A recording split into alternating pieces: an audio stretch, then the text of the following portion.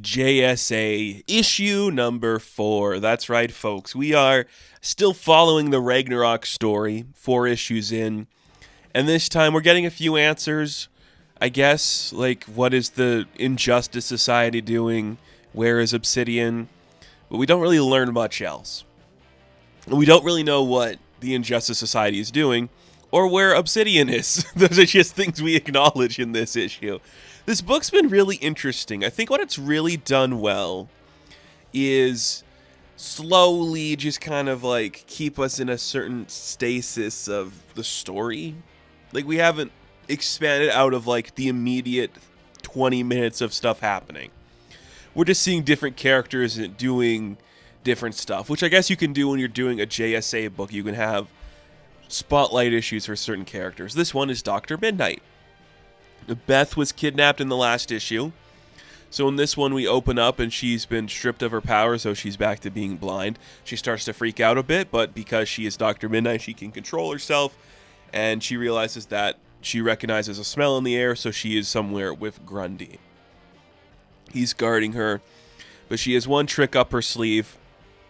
She can free herself of her bondage and toss like a flash bomb, so it temporarily blinds Grundy, but it's like the darkness that she used to see, so she suddenly like escapes from her capture. She takes out a couple of soldiers because she has the reflexes of Ted Grant, so she's able to defeat them, continue deeper into the hall where she finds the Injustice Society literally all sitting at a base, and they're like, well, this plan isn't going as easy as we thought it was. This new Dr. Fate kid is actually pretty formidable. We did manage to send like a Hawkman to hell, so that'll be something to deal with. But Sorrow is like, we got the Cosmic Rod. We stole it from Starman's old vault. We're fine. You know?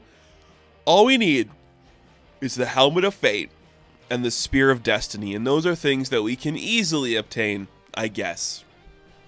Maybe. Probably not. You just mean like 2 of the most powerful weapons in the DC universe, and these band of losers think they can get them? No. Guess we'll see what happens. But the idea is, I guess we gotta get Hawkman out of hell now, because we need to get the Spear of Destiny from him. So we're gonna send Grundy and Gentleman Ghost to go deal with that. They're gonna do a thing. So they go on their way. Meanwhile, Beth asks the question that's been on all of our minds. Where is the real Obsidian? So we cut to where Obsidian is, and Todd is in a hospital bed. And there's like a hunky doctor that's like, dude, you've been in an accident, are you okay? But Todd is just going like, no, I was with like Jakeem and Khalid. Like, I was with like my guys. And my costume, and what's going on? Where's my communicator? Where is all this? And then the doctor like injects him with like some morphine or whatever just to knock him out. He falls asleep again. Then he wakes up sometime later and he's like restrained to the table. He's got a beard on because he's been trapped there for a long time.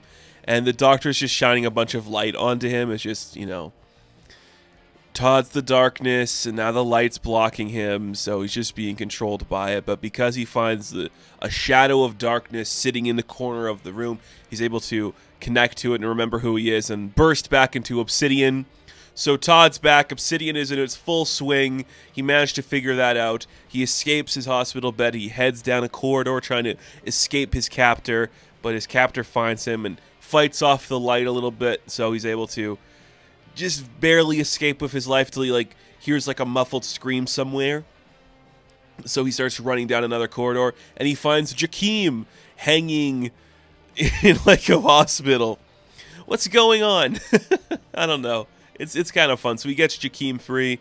Jakeem tries to call the Thunderbolt, but it's not working. It's like, uh-oh. Where are we that I can't summon the Thunderbolt? That's not good. This isn't good. We gotta figure out how to get out of here. That's the end of these characters in this book. We'll come back to them because, you know, they're in a place that's probably important. But what is Beth doing? She finds a weird contraption.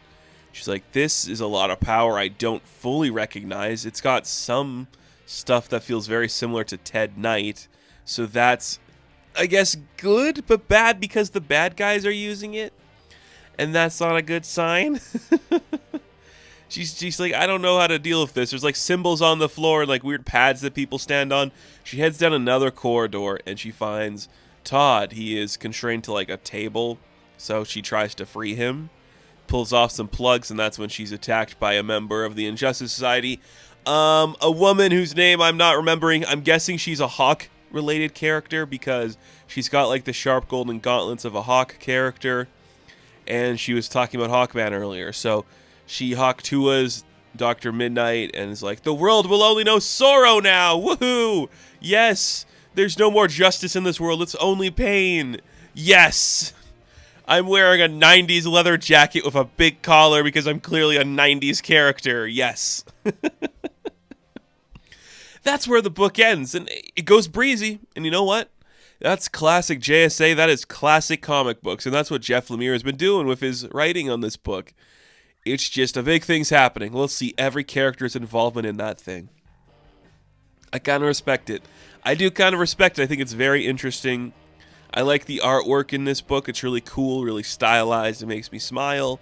This was fun. I had fun with it. Just nice to get a good comic book that's just reminds me of an era we're not really in anymore. So that's kind of exciting. Cool read. I don't know. I like it. I like the JSA. I like when they're interesting. Obsidian is such a fun character. I'm glad we're doing stuff with him. So, JSA issue number 4. I am going to give a 7 out of 10. Now, thank you all for watching this review. Be sure to like and subscribe to the channel. As always, you can check me out on Instagram, TikTok, and Twitter.